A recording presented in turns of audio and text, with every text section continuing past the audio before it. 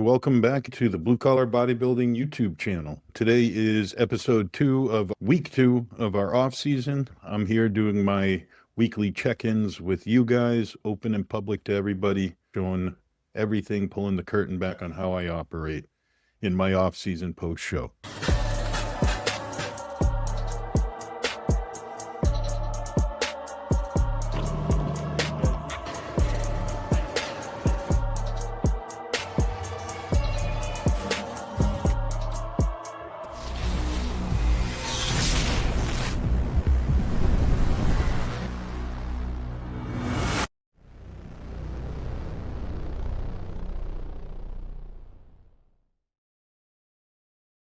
Week 2 was a fun, exciting week. Quick recap. This week felt the great training is awesome. I'm starting to feel more like myself. Things are stabilizing with the water weight. I did a great job staying lean and dry, and now I'm letting my body push itself in the direction it wants to go. So I had not a big weight jump at all from week 1 to the second week, which is second check-in, but first week of work. It was nice getting back to the training and starting to feel like myself, not feel weak, actually get some food in me and hydrated and electrolytes back, and just mentally not feel stressed about the shows or having something in front of me I have to be on time for, ready for, and just a lot more relaxing. Been definitely enjoying that aspect. But let's get right into the details and the fun and go from there. Here we go. All right. So we got week 2. 2nd of November. The first week we were at 198 pounds right after the show. This week we didn't have a big jump. It was nice. I kept the body clean, no fat retention, no binge eating. I didn't even have a meal off plan, just a few snacks, like extra fruit or berries if I was hungry, and that was about it. So all went well on that aspect. Waist size still the same. I'm estimating 8 to 10% body fat. It's hard to do estimations, but we're going to guess at about 8 to 10%. I'm still feeling fuller and limited water retention. Sleep quality is just getting better and better. As I come off these shows, I slowly taper down my fat burner protocol. I don't like dropping it completely right away, so I like slowly coming off of those, so that's definitely helped with sleep. Stuff like the SLU and MOTC that I've used on the show prep weren't anything that really bothered me for sleep, but at the tail end of the show, I had to put in a little bit of the stronger stimulants. I'm a little sensitive to stimulant-based products, so even pre-workouts, I don't go too crazy with those. Sometimes I just add maybe 100 milligrams, 200 milligrams of caffeine to a pump formula. Basically just a little caffeine and some salt. Sleep quality getting much better. Been happy about that. Let's take a look at our photos from week 2's check-in. Got tan all over me. Let's see. Zoom in a touch. You can see my tan's all fucked up. But this here is your front relax pose. You can see still pretty good definition. Added a whole bunch of water weight from last week. You can see around the shoulders getting a little bit leaner, which is nice. Chest is filling out a little bit more in quads. So definitely happy about that. You can see a little bit more fullness than last week. My armpit is from the tan. And I find it funny.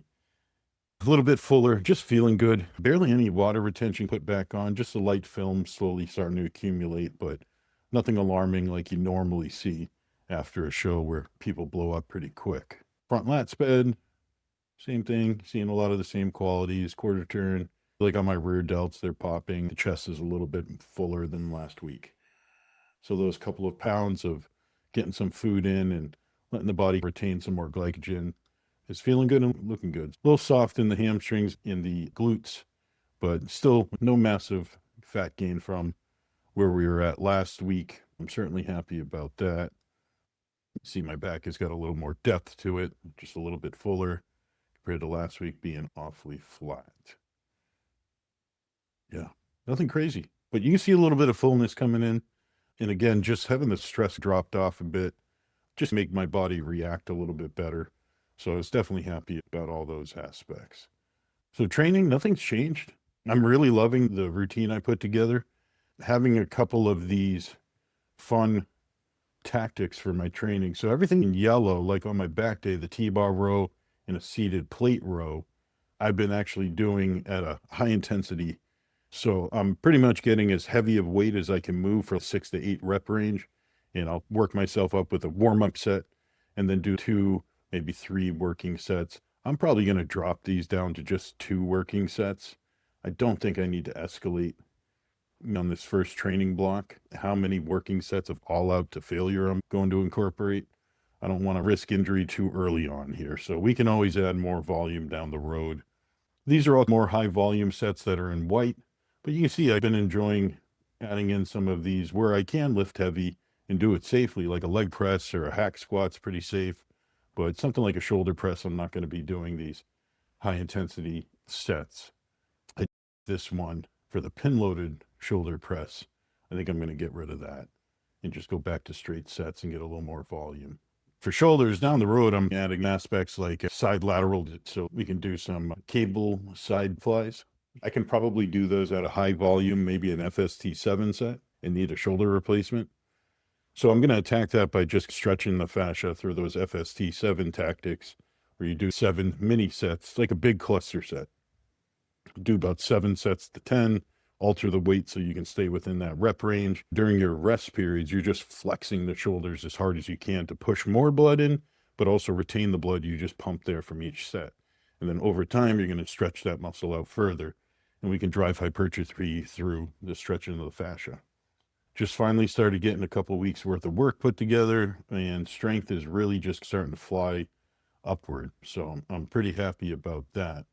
Nice to see my strength come back, because in prep, it's not like you get weak. You're just fighting to hold on to the numbers you started with. Some things will go down. Some of my pressing movements got a little bit more difficult to do. Where the leg movements didn't necessarily go down, I progressed in a few, but it was a fight to do that. So next thing we'll go into is diet overview. I'm really enjoying that leg press on the Cybex brand, where it's not a complete linear drop of the weight, but it swings back towards you on the foot pad. So I've been enjoying that. It just hits good. It feels good. It feels safe. And I can really tool to push the intensity and try to really fuck up these quads so we can get them to grow a little bit more. Energy, pumps, recovery, all of that is just improved. It just feels so much better having some food, quality sleep, and stress dropped off. And then we get into the diet. Nothing's changed other than we went right up to 3 high days pretty quick. So it's pretty obvious that my weight wasn't going to move if I didn't start really pushing the food. So I did it in a controlled manner. I just added in 3 high days rather than having 2 really big 1,000 carb high days. I just feel like I'll digest better. In the long run, it'll be a little easier on my pancreas and a little less to manage when it comes to glucose management. And just a couple other factors of feeling more fed throughout the week rather than these 2 overstuffed days and then medium days for the rest of the training where the food's, in a Goldilocks zone. It's just enough, not too much, not too little. But that was the only change. No macro changes, no nothing. But I do swap my foods around plenty. I have a list of approved foods that I stick with, and then I add a little bit of fun food on some of the high days, especially more sugar options. One food swap I wanted to note is I ended up just taking out a little bit of honey on some of my options, like oats or cream of rice, put in actual marshmallow digests. Well, it's straight carbs, no fat, no protein. It's pretty dense. You're getting a decent amount of food volume, but not too much for the carb offset. So it's not like I could eat 2 bags of marshmallows to get myself 20 grams. A handful is probably 30, 40 carbs. Maybe just under a cup size is giving me a decent amount of carbs, and tastes really good to let it melt down on a bowl of cream of rice to get some extra carbs in, and it's actually pretty pleasant. So been enjoying that. We'll just quickly run over the diet. Nothing crazy has changed. We're right at it.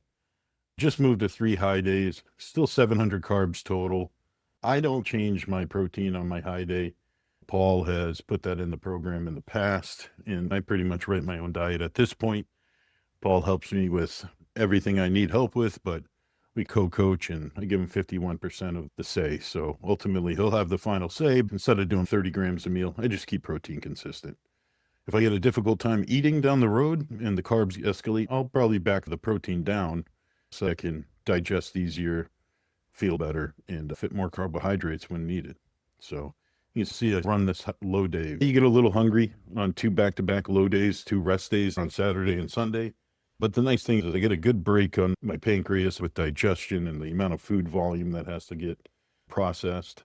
It helps with having a couple of days where I want to do some fasted cardio on Saturday or Sunday. Carbs are low enough where I can maybe burn a little fat while keeping up with heart health. I really like almost getting a break from food on the weekends. If I want to have a cheat meal on a Saturday night, I've made some room to do it, which is extremely rare, but it's there if I want it. So no changes there, nothing wild to write home about. So again, no macro changes, added marshmallows. My favorite meal is still oats and cream of rice. I've been enjoying that during prep. It volumized the cream of rice portions by adding in the oats. On show prep, when I was getting these scenarios where it's like having a small bowl of cream of rice to hit 35, 45 grams of carbs, just splitting it between oats and cream of rice, volumized it, and still had good flavor. I love oatmeal. I might do oats and cream of rice, a little bit of marshmallow on top, and maybe a protein drip with some frozen berries. You can find ways to enjoy your meals if you put some effort into them. We all know diet, training, and recovery are the foundation of our success and progress. Though everybody likes talking trend, testosterone, and growth hormone, which is fine. I just get bored of it once in a while. After all these years, we all run pretty much the same shit. But let's jump into it. We'll show you what we're running for cycle. No changes. This trend is going to be put down to just 35 milligrams on week 3. By week 4, this will be completely eliminated. I like to just keep that in a little bit and taper down off of some of those compounds. Orals, I get rid of completely post-show. I got no use for them. You get sick of taking them. They fuck with your stomach. And if anything, we need to recover and probably help our kidneys and livers. Take it easy on the orals and let our HDL recover. I get rid of those right away. Those will be pretty much gone by the end of this week, by the end of week 2 here. But same thing, I gotta change these 500. It's actually 500 testosterone. I was going to do 6, but my milligrams on my vials are 250 instead of 300. So just making life simple, I stuck with 500, 450 a week, and just still that low dose of NPP at 150. So still a hefty cycle, less than I was running in during prep, but that's when we usually throw the whole kitchen sink at things. Growth hormone just set at 5 units. Insulin we're only using on high days if our glucose readings validate that and justify that. And that's really about it. The Retta is down to just, I talked to Paul, and since my blood work, which is the other thing I'm going to do a video on, show you guys how amazing the blood work came back for me.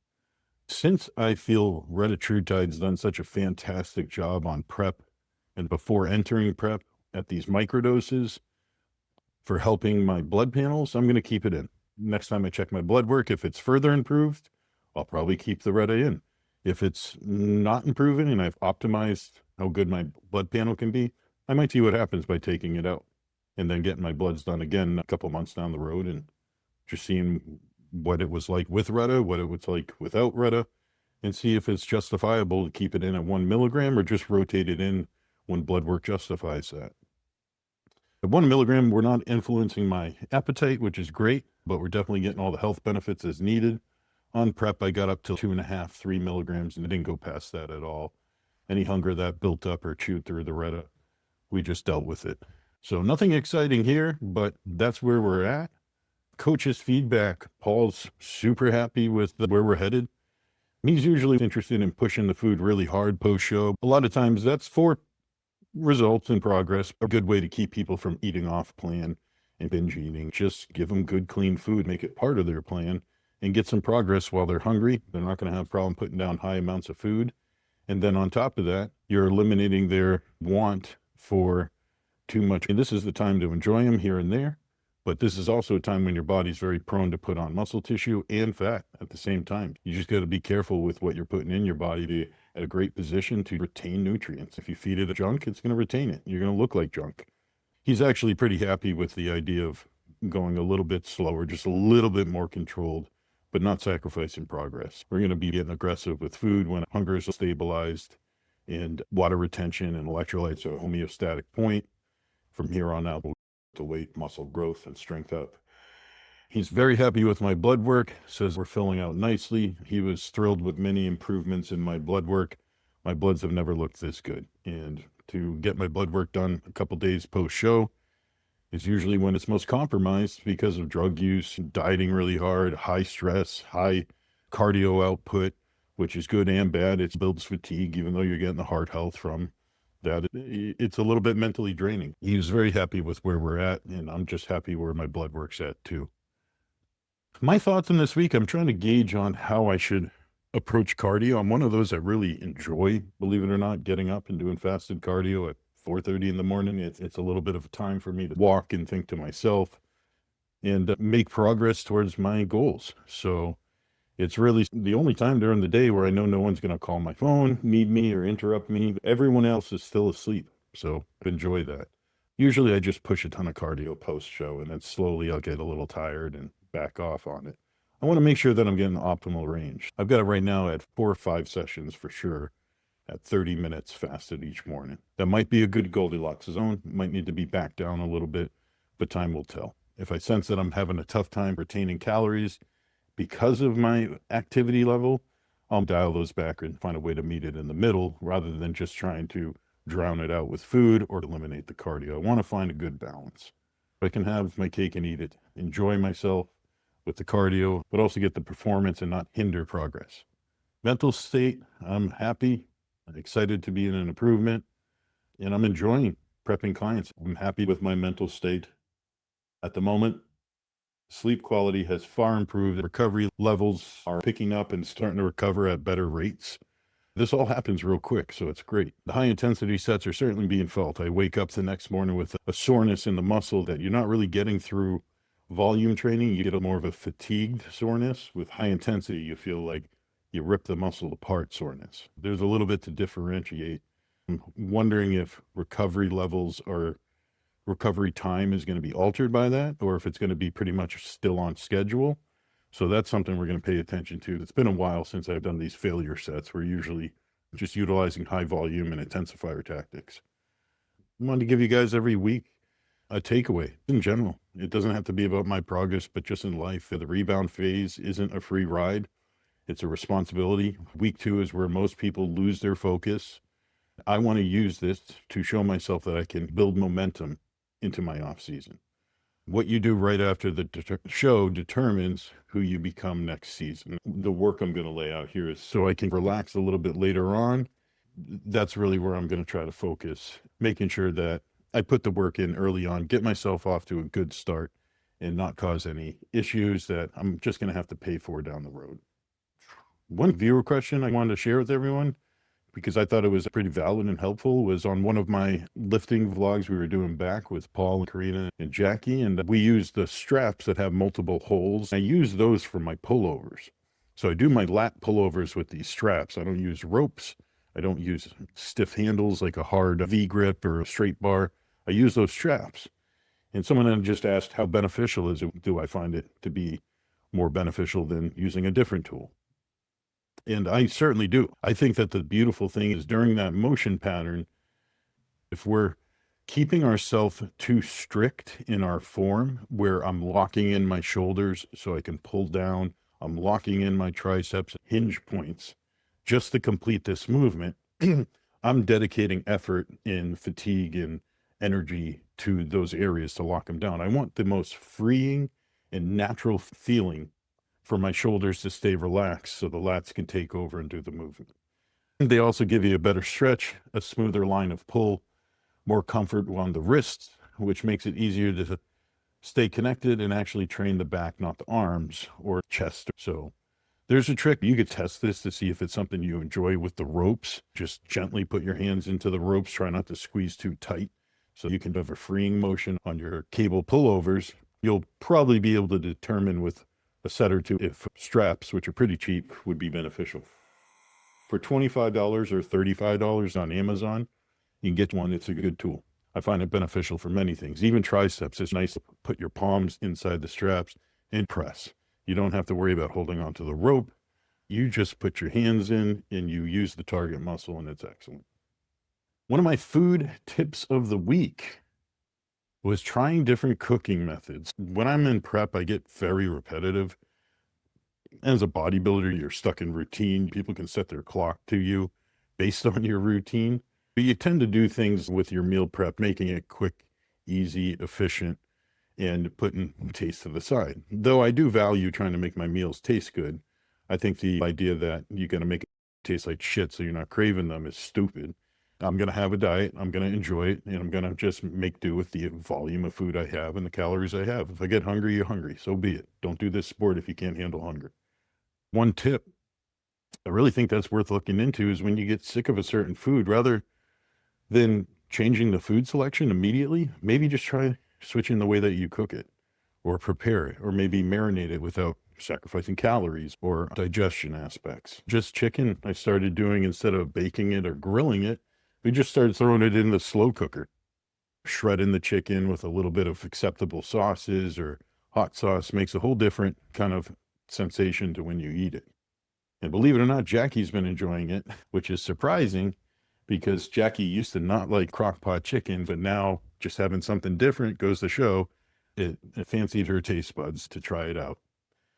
Training tip of the week. So my training tip of the week worth sharing. These are some thoughts and ideas that came to my head. How we evaluate how we progress in the off season is important. There's always the intensity factor of moving weight up, more reps, but we do quickly forget that execution is a form of progression. If you can do something better the same way, give you an example, somebody that's racing a car at a quarter mile, their goal is to improve their speed from point A to point B. But if they're able to find other areas of progression, the overall outcome can become better and easier for them to progress in that goal of racing faster. What I mean by that is maybe they need to work on their takeoff time. When the light goes from yellow to green, they need to improve that snap movement to drop the clutch and take off. Or maybe they're finding themselves shifting too slowly or shifting too quickly. What I'm trying to get to is that it's not always one facet, just push the pedal harder. It might be actually how you go about deciding how to progress a movement. And what I mean by that is that can come down to actually just picking the right intensifier. You could do straight sets and try to improve numbers of reps, intensity of weight, but you could also take that same movement, let's say it's a dumbbell chest press, and change the hand placement. Instead of having your hands over the top, you can do more of a neutral grip, or you can try keeping the weights closer and pressing through the chest, or you can focus on depth. All of those are forms of improvement and progression. Just like picking, maybe you say to yourself, progressive overload's not the approach I should have for a shoulder movement. I don't want to hurt my shoulders over time. Then using something like we talked before, volume intensifiers, whether that's drop sets, FST7 sets, or even just rest pauses can add to progression. And then you can go right back to testing your strength and rep count. You might find that changing the intensifier for a week or two helps you progress the straight set, or you might find out, you know what, this intensifier works a whole lot better for this body part. I'm going to go do drop sets on the shoulders because I'm getting far better stimulus. So think about stuff like that. Progression comes in many different forms, and I think we forget that. I'm trying to make sure that I evaluate early on in this new training program I have, how am I going to implement progression? Will it be through weight and reps, or will things change on different intensifiers? Now to the fun extras. Song of the week, I've been jamming this new band I just stumbled across called Black Shape. It's a female singer. She screams, she sings, she's badass, she's graceful, she has a very powerful voice. The band is excellent with a totally different sound. They're not just the same heavy metal, death metal, or rock and roll. They definitely have a unique sound, kind of like why I've enjoyed the band Sleep Token. It's hard to put a label on them. One moment they're a little bit of everything, and the next moment they're just unique. Nothing sounds quite like that. I've been enjoying this song called Like the Fourth Wall by the band Black Shape. Definitely highly suggest you guys check that out if you're into heavy metal. It's a good one. Definitely been jamming to that. There's no trophy for the work you do right now, but this is the work that decides whether you ever earn one. You don't get credit for the things people don't see, but that work lays the foundation for success. You can't just be practicing and putting in effort when the lights are on and the eyes are on. When you're working on a craft, give it 100%. Effort and trying to earn that trophy when no one's looking as much as when you're on that stage. So it's very true. There's no trophy for the work you do right now, but it's going to determine whether you get one or earn one down the road. These are all things you're accumulating, all these pennies that make $1, all these dividends to go ahead and build and compound. This work is going to benefit you down the road. Don't be behind the 8 ball, be in front. I had a fun moment to share with you guys. Anyone that's got a significant other, a wife, longtime girlfriend, or a boyfriend, you will relate to this. My wife and I know each other like the back of our hands, which we do. I wouldn't trade her for anything. The best woman on the planet. But there's always some fun things that just come along with marriage or relationship that just makes you chuckle. The other day we were at the gym. I asked Jackie if she could go my last set. I was doing the Cybex two-handed row. I said, can you just help me get the last few inches going because I have the chest pad in front of me and I'm leaning over to wrap in my straps so I can sit back down. I said, can you just give me 1 inch to get there so I could sit down in the seat and do my last set? She goes, oh yeah, no problem. So we walk over towards the machine. I just say, I just need a little bit of help on this one. And she goes, okay, no problem. I go to sit down, strap in, and I look over, where's Jackie? She's walking out. She didn't hear a damn thing I said.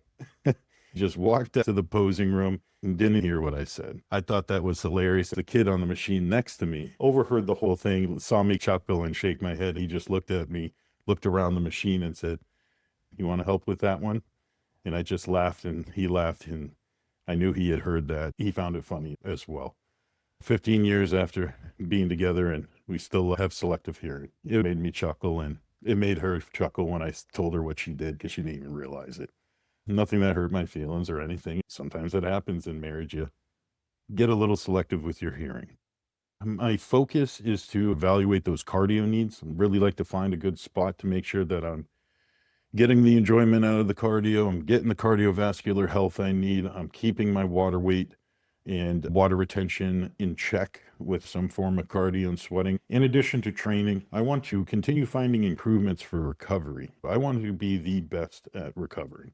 I want to find tactics, tricks, sleep, and all these things to help me improve outside of the gym with my bodybuilding goals.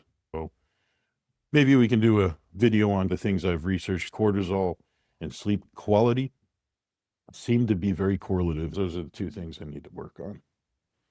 Upcoming adjustments, nothing other than I moved to 3 high days. And I'm going to continue on with that. There's my check-in. Everything it's going perfect, better than expected. I'm happy with the way I look, happy with the way progress is coming along. I'm excited, motivated. And even when I'm not motivated, I will certainly be disciplined to get my goals accomplished. But before we take off, I wanted to show you guys something exciting.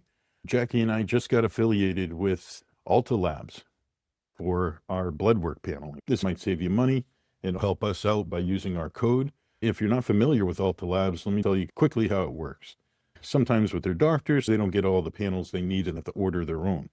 Alta Labs is a great way to be in control of your own health, order your own labs, see your results. You can order the panels, print them out, and go right to your email from the receipt you get from Alta Labs. You can go to any Quest Diagnostics or a Core website, find one near you. You just schedule and for free, they'll take your blood and test it on those panels. You hand them the receipt and they'll take your blood for free. Most of these panels are going to be 24 hours and back to you. Other things might take up to a week. And it really puts you in control of your own health. They constantly have these weekly promotions. Like right now, post-show, something I did check, I could have saved an additional 20% on top of my code for my thyroid health on 10 different thyroid panels. I could have got my TSH, my T4, my T3, my free T4 and free T3 all tested with an additional 20% off on top of the 10 to 20%. So you guys get to save money.